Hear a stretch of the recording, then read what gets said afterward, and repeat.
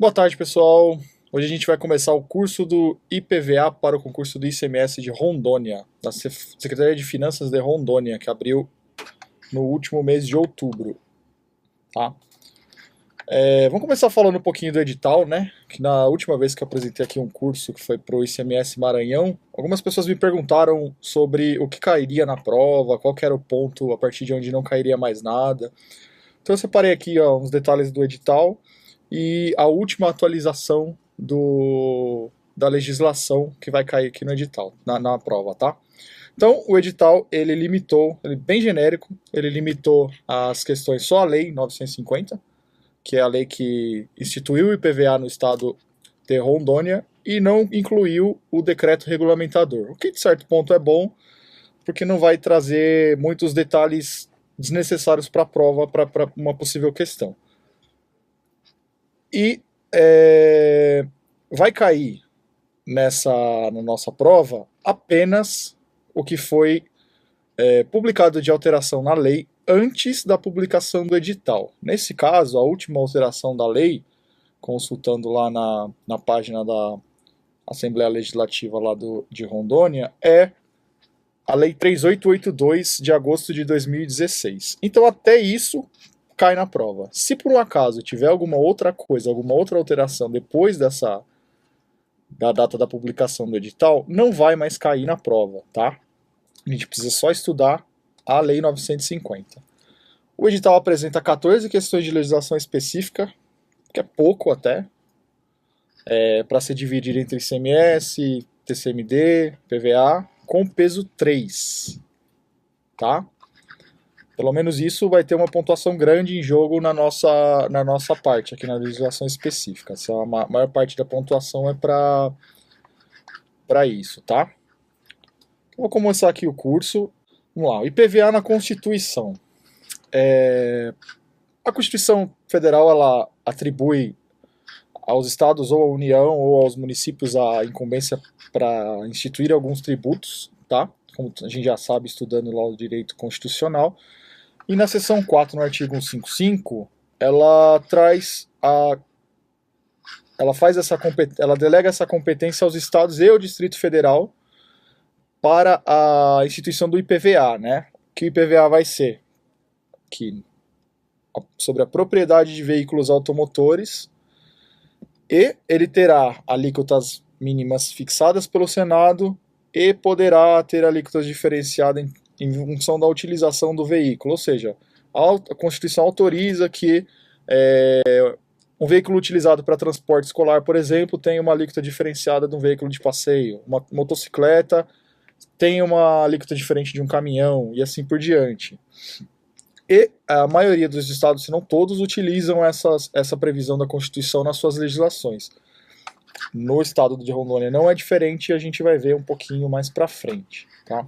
Vamos lá. Começando aqui o estudo da Lei 950 de 2000 do estado de Rondônia, vamos para o seguinte ponto. A gente vai falar agora do fato gerador.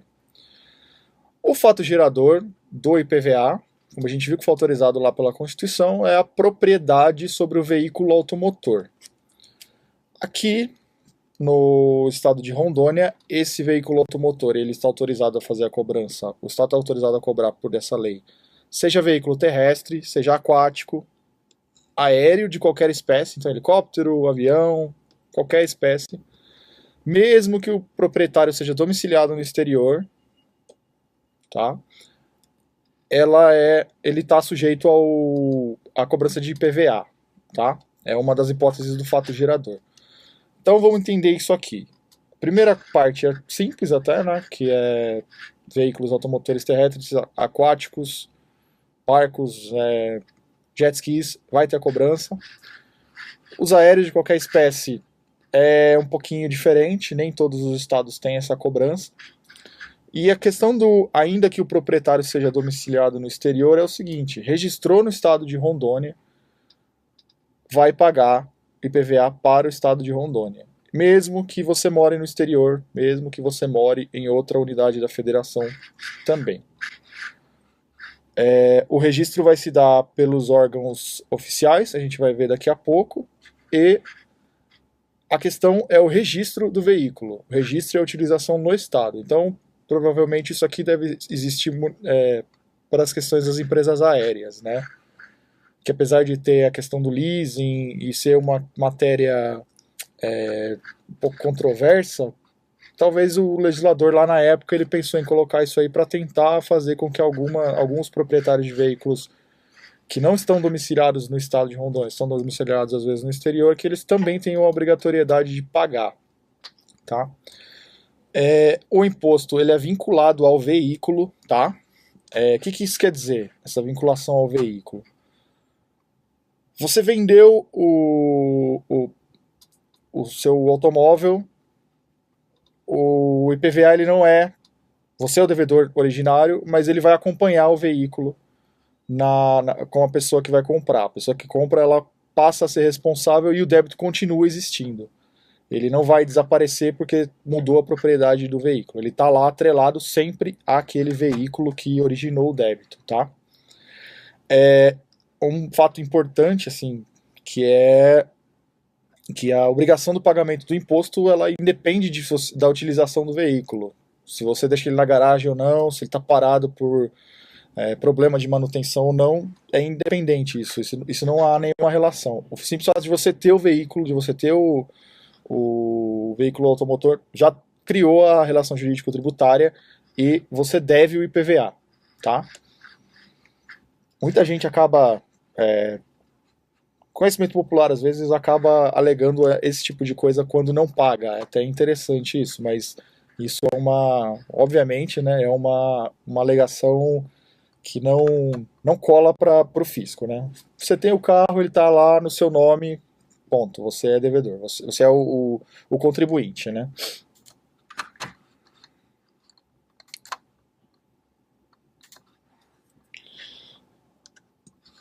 No artigo 3º da lei, agora vamos falar da ocorrência do fato gerador, que é o momento em que nasce essa obrigação jurídico-tributária. A gente vai ver que, dependendo do caso, tem umas especificidades diferentes, mas todas elas são bem simples de entender. A primeira delas é a mais simples, que é a aquisição de veículo novo. Então, você comprou um carro novo, você passa a dever o IPVA na data da aquisição desse veículo. Você é o proprietário, o consumidor final, foi lá na concessionária, comprou um veículo 0 km. A partir desse momento, você é o contribuinte do IPVA para aquele veículo. Quando há a importação do veículo, né, aí você já não é a data da compra que vai fazer nascer a relação jurídico-tributária. Vai ser a data do desembaraço aduaneiro. Isso se você é o próprio consumidor final, se você importou diretamente, ou por meio de trading, tanto faz. Se você contratou uma empresa para ir lá comprar por você, na data do desembaraço aduaneiro, quando chegar aqui no Brasil, chegou lá na Receita Federal, a Receita desembaraçou, liberou para você, a partir desse momento, você é o contribuinte do IPVA. Esse ponto aqui é bom fixar, porque assim, tem uma diferença, que é o próximo ponto, que é com relação ao importador. O importador, se ele importou o veículo para vender, e ele vendeu para um consumidor final, a hipótese do fato gerador, a ocorrência do fato gerador não vai se dar no momento do desembaraço aduaneiro, vai se dar no momento da primeira aquisição, que aí vai passar a ser um veículo 0 km, comprado por uma pessoa física, por um consumidor final, ou pessoa jurídica também, e a ocorrência do fato gerador se dará somente na compra por esse consumidor final.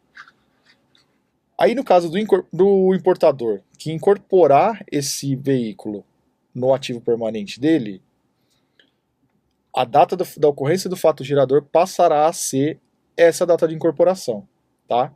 Então, uma coisa que pode dar um pouquinho de dúvida é na hora da ocorrência por carro importado, veículo importado. Vão ser 3 casos, a gente precisa olhar se caiu uma questão, qual caso que está sendo perguntado, e a gente vai verificar. Quem vai comprar o carro? O importador comprou para quê? Ele trouxe para o Brasil e vai revender? Então, hipótese da ocorrência do fato gerador é a data da primeira aquisição por consumidor final. Então, data da nota fiscal.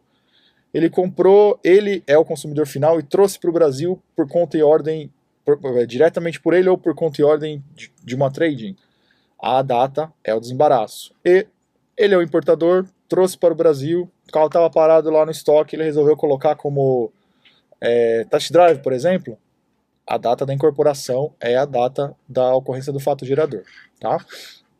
Esse último caso, a data da incorporação, ele vale não só para o importador, claro, ele vai valer também para o fabricante ou revendedor.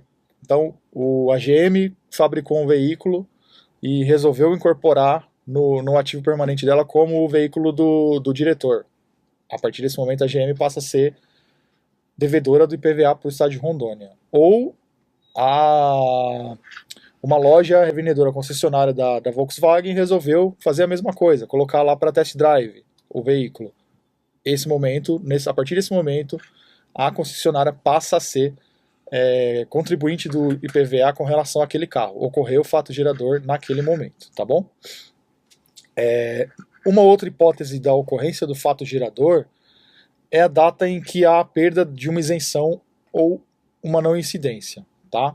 A gente vai ver daqui a pouquinho os casos de isenção e não incidência que estão previstos na lei, mas é assim, um dos casos é o deficiente físico, que em algumas casos, dependendo de qual que é o problema de saúde que o acomete, ele tem o direito de isenção do IPVA no Estado. A partir do momento que essa deficiência, se ela for temporária, ela deixar de existir, ela cessar, esse deficiente físico ele perde o direito à isenção e ele passa a ser contribuinte. Tá? A partir dessa data, ele é o contribuinte. E os casos da não incidência são os casos que a gente vai ver daqui a pouco, são os casos constitucionais, que os casos de imunidade. Por exemplo, um veículo que é de um órgão público, ele é vendido. A partir daquele momento, ele é de um sindicato de trabalhadores e ele não faz mais parte dos veículos que são usados para seus fins.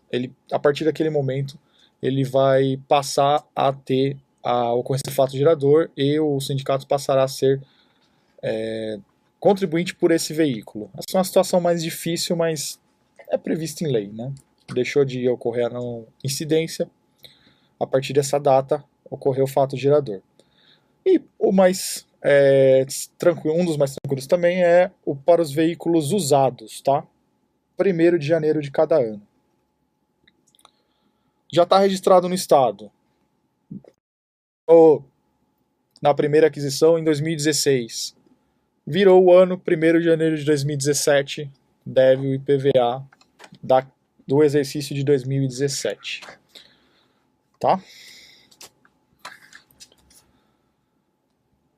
Um outro ponto importante que a gente já tinha começado a falar, que é com relação à Constituição, né, que admite diferentes bases de cálculo, diferentes alíquotas, na verdade. Um outro ponto importante é a base de cálculo do tributo. Tá? Base de cálculo a gente sabe o que é, né, que é o valor sobre o qual a gente vai aplicar a alíquota para determinar o valor do tributo para um determinado bem. No caso do IPVA no estado de Rondônia, ele também tem alguns diferentes tipos de determinação da base de cálculo, dependendo da utilização e do tipo de veículo. Tá? São simples e são mais ou menos atreladas, mais ou menos parecidas com a questão da ocorrência do fato gerador. Então, quando o fato gerador ocorre de um determinado jeito, a base de cálculo é essa. A gente vai ver que as possibilidades, as especificidades do veículo com relação ao veículo, elas são as mesmas. Vai mudar agora só o que a gente vai procurar. Tá?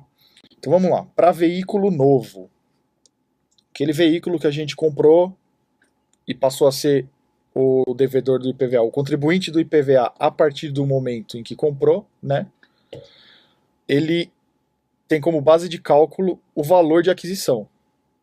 Você foi lá na loja, comprou, valor que está na nota fiscal de aquisição, incluídos os acessórios e qualquer outra despesa que você tem lá na hora, ele vai ser a base de cálculo do IPVA, se for quando for adquirido por consumidor final, tá?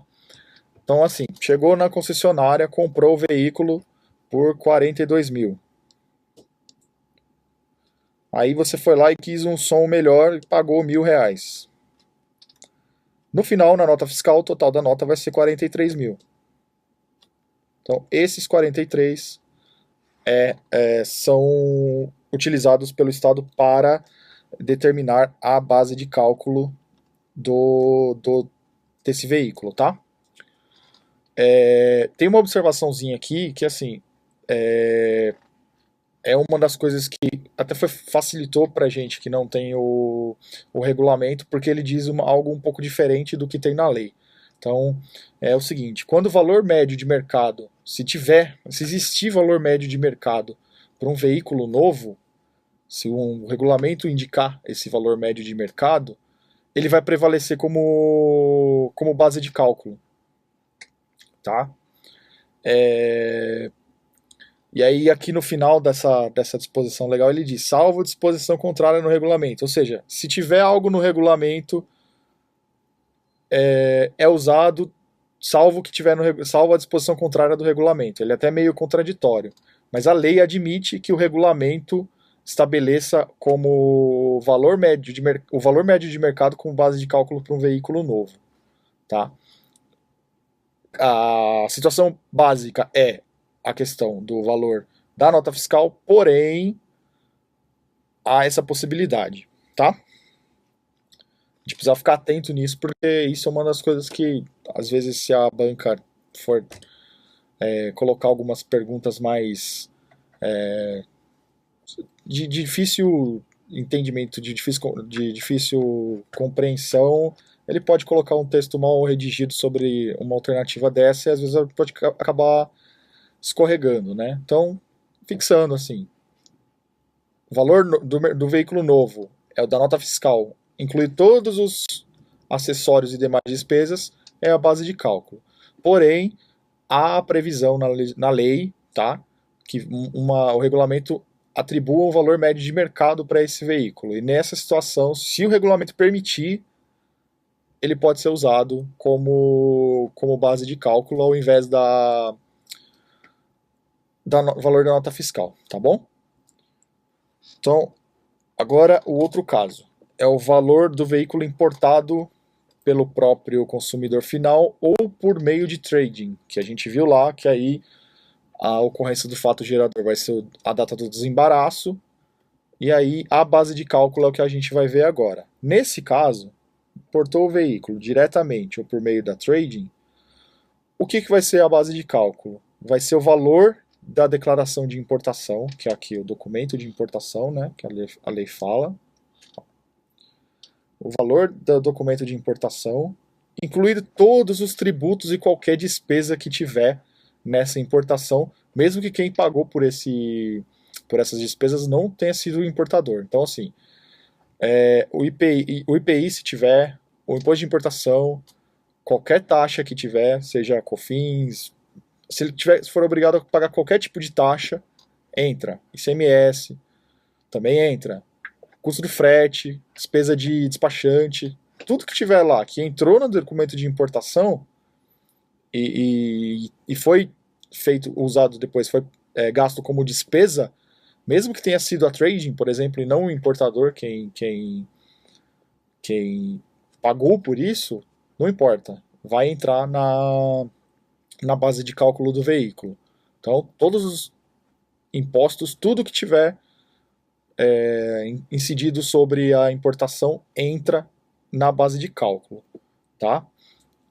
Então, o veículo acaba sendo, talvez nem acabe valendo a pena, porque já entra tanta coisa e ainda tem essa questão do IPVA. Tudo entra na base de cálculo. Veículo novo incorporado ao ativo permanente, né? Que é o caso que pode ser feito por importador, fabricante ou revendedor, incorporou, aí reforçando, a data do fato gerador, a ocorrência do fato gerador vai se dar a partir da incorporação, na data de incorporação, e a base de cálculo vai ser o custo de aquisição ou da fabricação. Então, quando for o importador, ele importou tudo que ele gastou para adquirir esse veículo, entra na base de cálculo para compor o valor do imposto que ele vai pagar.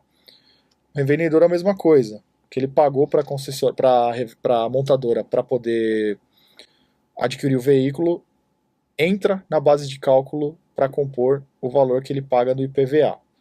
E tudo que o fabricante gastou lá, a montadora gastou para fazer o veículo, peças, insumos, mão de hora dos trabalhadores, tudo entrou lá, vai entrar na base de cálculo do IPVA, tá? Quando o veículo tem uma das possibilidades aqui do cálculo da base, um dos casos da determinação da base de cálculo é quando o veículo é montado pelo próprio consumidor ou a mando dele, por conta e ordem dele. Esse caso, na lei, não tem lá dizendo qual que é a determinação da ocorrência do fato gerador, né? Mas tem aqui como tem aqui como determinar a base de cálculo desse veículo, tá? Veículo que foi montado pelo próprio consumidor, pela própria pessoa que vai usufruir do veículo, ou por ordem dele, ele encomendou esse veículo de uma empresa que faz veículos sob medida. É muito difícil isso acontecer, mas há alguns casos. Tudo que ele gastar, a soma de todas as notas fiscais da aquisição de partes, peças, serviços, tudo vai ser incluído na base de cálculo. E aí tem uma determinação aqui na lei que diz que não pode ser menor que o valor médio de mercado. Aqui é meio que esquisito até constar esse tipo de informação, porque assim, se o veículo foi montado pelo próprio consumidor, ele é algo que não tem valor médio de mercado. Não existe outro veículo igual. Ele montou o carro, não tem como ter outro. Vai ter talvez aqui por conta e ordem, né? E em alguns casos, sei lá, embarcação, alguma coisa do tipo. Mas é isso. Montou o veículo, ou você mesmo montou, ou por sua conta e ordem, soma de todos os produtos, todas as peças, partes e serviço que você gastou na confecção dessas peças e partes e na montagem do veículo, e ele não pode ser menor do que um eventual valor de mercado que esse veículo venha a ter. Se tiver alguma coisa similar, parecida, e existir a impetração de base de cálculo pelo fisco, você não pode pagar menos do que isso na hora de fazer o seu IPVA. Vai ter que ser calculado com a base de cálculo, incluindo tudo isso. Se for menor, você tem que pagar o valor de mercado, tá?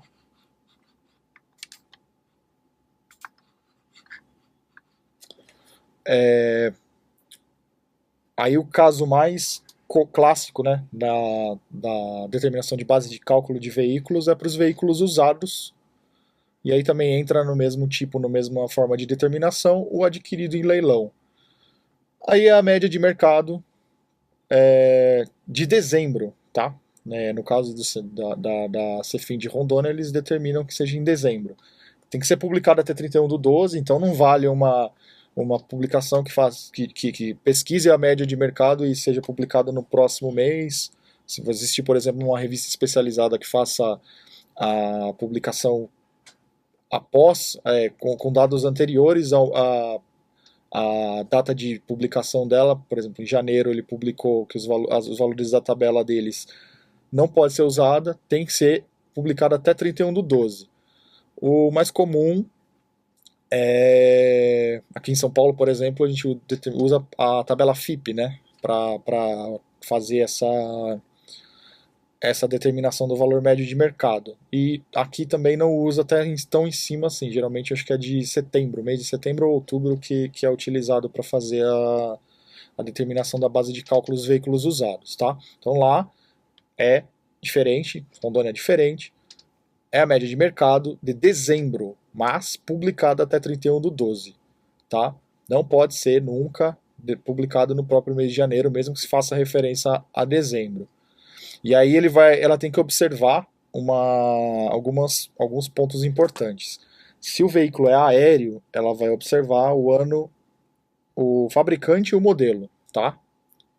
Nesse caso não é importante o ano. Observa fabricante e modelo. Então, um veículo aéreo vai determinar lá se a Embraer Esquilo. Na verdade, Esquilo acho que é um helicóptero até, mas a Embraer Bandeirante, né? Ele vai determinar, ele vai puxar isso, esse tipo de informação, essa informação. E aí vai fazer a determinação de base de cálculo por esses dois dados. O aquático, ele vai determinar a base de cálculo utilizando como informações a potência do motor, comprimento do barco ou da embarcação, o tipo de casco, e aí aqui usa o ano de fabricação, tá? Então aqui ó, uma coisa que precisa ficar bem atento. Se o veículo é aéreo, o veículo usado aéreo na determinação da base de cálculo não utiliza o ano de fabricação como um elemento para fazer a realização desse cálculo, tá? Quando é aquático, utiliza potência do motor, comprimento, tipo do casco e ano de fabricação. Então aqui ele usaria a potência do motor, quantos cavalos ou HPs tem o motor, qual o tamanho da embarcação, se o casco qual que é o tipo de casco, se é madeira, se é esse tipo de informação assim. Mas a principal diferença, que não dá para as duas principais, né, na verdade, a potência do motor não usa também no aéreo e o ano de fabricação, que é o mais importante, não usa no aéreo, tá? Veículos terrestres. Para veículos terrestres, eles utilizarão, a gente utiliza aqui para fazer a base de cálculo, marca, modelo, a espécie do veículo e o ano de fabricação. Primeiro, o que é a espécie do veículo? Se é um veículo de passeio, de transporte, se é... O que é a espécie do veículo? A espécie do veículo é se é uma caminhoneta, um veículo normal, um veículo de passeio, se é uma motocicleta, esse tipo de informação. E o ano de fabricação. Aqui de novo, ó, usa ano de fabricação para veículos terrestres, usa ano de fabricação para veículo aquático. Não usa ano de fabricação para veículo aéreo, tá? Sempre atento a essa informaçãozinha aqui. Não usa. Então, repetindo. Aéreo, fabricante, modelo, só isso. Aquático, potência do motor, comprimento, tipo do casco e ano de fabricação. Terrestre, marca, modelo, espécie e ano de fabricação, tá? Bem atento, ano de fabricação não tem para o aéreo e os outros vai ser de acordo com as características do veículo, tá bom? E aí, se não der para atribuir essa base de cálculo, não tem como pegar nenhuma das bases acima para os casos acima. E o que a gente vai fazer? Vai procurar o veículo similar na tabela, ou no mercado até, se for necessário. E se não houver nenhum similar, que vai ser lá o caso do veículo fabricado em fabricação própria, no veículo usado, por exemplo, quando ele já for usado, eu fabriquei o meu carro, no segundo ano que eu vou pagar o IPVA, não tem um veículo igual ao meu, só o meu tem. Aí a autoridade administrativa vai vai arbitrar o valor, tá? Mas, importante, a autoridade administrativa só arbitra o valor se não houver veículo similar. Se houver, vai utilizar o valor do veículo similar ou na tabela ou no mercado, tá bom? A revisão da base de cálculo ela pode ser requerida, tá? E uma das coisas ela tem que ter a comprovação da propriedade do veículo e as questões que o proprietário vai levantar, ele tem que comprovar, tá? E uma coisa muito importante que é o estado de conservação do veículo. Isso aqui não é levado em consideração para determinar a base de cálculo. Seu carro pode estar muito, muito novo, o caso do vizinho vai estar muito, muito velho, os dois vão pagar a mesma coisa se o carro é o mesmo ano, modelo, espécie e marca, tá? Então, você tem o Fusquinha não, que o Fusquinha a gente já vai ver daqui a pouco que ele não paga IPVA lá em Rondônia. Mas você tem o Gol 2004 O seu vizinho tem um Gol 2004, o seu tá lindo, fantástico, perfeito, todo original, e o dele tá acabado. Os dois têm mesmo modelo e espécie também? Sim, né? O ano de fabricação é igual? Sim, então o valor de PVA para os dois é o mesmo. Vai ser atribuído lá com a tabela do valor de mercado e vai ser o mesmo, tá bom?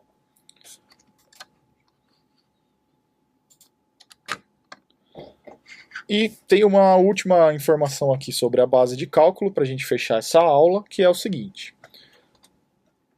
A lei autoriza, tá, que no primeiro emplacamento, quando você comprou um carro zero de uma concessionária de Rondônia, o Poder Executivo pode reduzir a sua base de cálculo, tá, em um ato dele, um ato administrativo, só que a carga tributária não pode ser menor do que 0,5%, tá?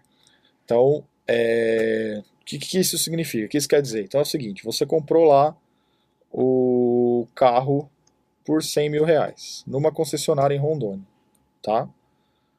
Vamos dizer que a base, só para título de exemplo, que esse veículo tem uma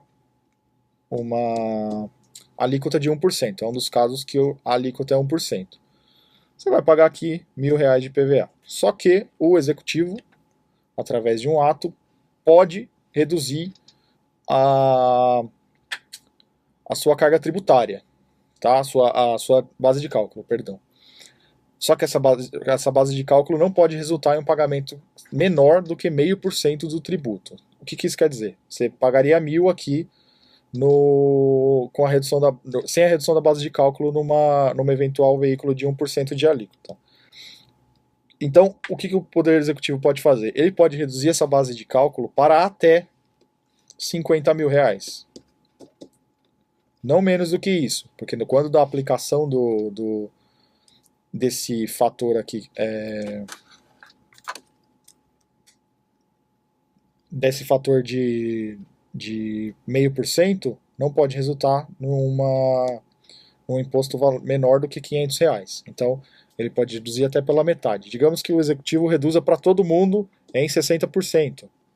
Aqui você teria 60 mil reais a menos na base de cálculo. Você estaria pagando sobre 40 mil. Porém, você não pode pagar menos do que 500. Mesmo que o executivo fizesse isso, nesse caso de uma alíquota de 1%, você teria que pagar ainda R$ 500, que é 0,5% da carga tributária, tá?